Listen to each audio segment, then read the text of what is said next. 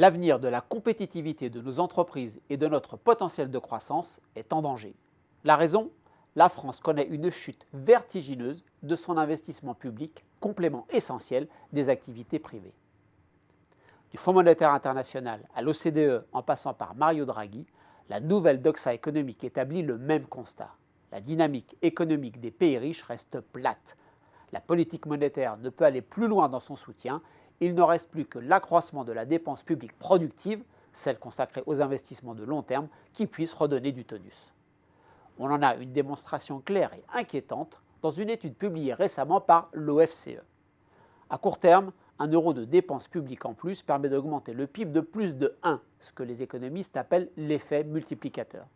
Une synthèse de la littérature existante montre que dans la situation actuelle de faible activité et de taux d'intérêt très bas, le multiplicateur est élevé, compris entre 1,3 et 2,5.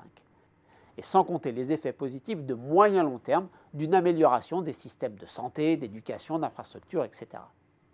Les économistes libéraux craignent qu'un accroissement des dépenses publiques soit inefficace et accapare des ressources qui se seraient dirigées sinon vers l'investissement privé. Une étude récente de l'OCDE répond à ces craintes. Elle montre qu'un accroissement de l'investissement public a des effets positifs d'ampleur significative sur la croissance potentielle des pays. Les dépenses d'éducation, de santé, de logement, de défense, de recherche sont celles qui accroissent le plus les gains de productivité, avec un effet particulièrement important pour les investissements dans la santé. L'OCDE fait néanmoins remarquer qu'il arrive un moment où ajouter du capital public supplémentaire n'apporte plus rien. Où en sont les pays de l'OCDE ?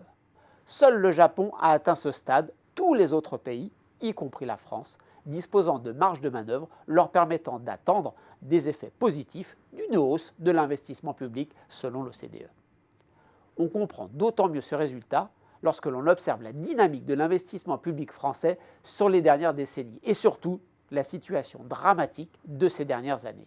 Pour bien mesurer l'état de la situation, il faut suivre les données d'investissement nettes de la dépréciation du capital, c'est-à-dire en retirant des dépenses, ce qui ne sert qu'à entretenir les anciens investissements, afin de saisir l'effort nouveau réalisé chaque année dans un pays où la population continue de croître et où les entreprises sont engagées dans une bataille compétitive avec leurs concurrentes étrangères.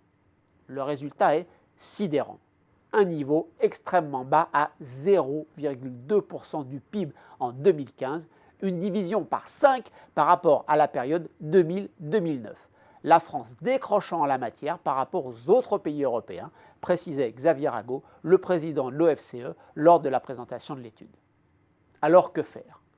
Reprenant des travaux de l'ADEME et de France Stratégie, les chercheurs de l'OFCE mettent en avant deux exemples possibles d'investissement public qui permettraient à la France de refaire son retard, la transition énergétique et le système éducatif. Les chercheurs simulent également l'effet d'une hausse de l'investissement public de 20 milliards par an, en gros 1% du PIB, pendant 5 ans et financé par de la dette publique, c'est-à-dire sans réduire les autres dépenses publiques d'un même montant. D'un côté, investissement privé et emploi augmentent avec des effets positifs. De l'autre, les importations croissent et dégradent le solde commercial. Au final, l'effet global sur la croissance est positif. Comment avancer alors que les règles européennes contraignent le déficit public ?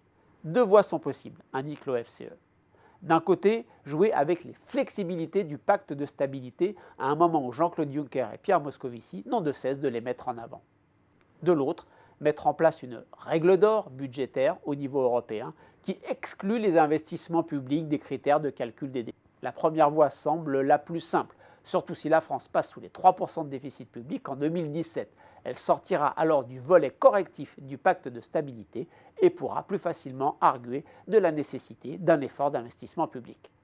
C'est l'avenir de la qualité des services publics, de la lutte contre le réchauffement climatique, de l'investissement des entreprises et de l'emploi qui sont en jeu.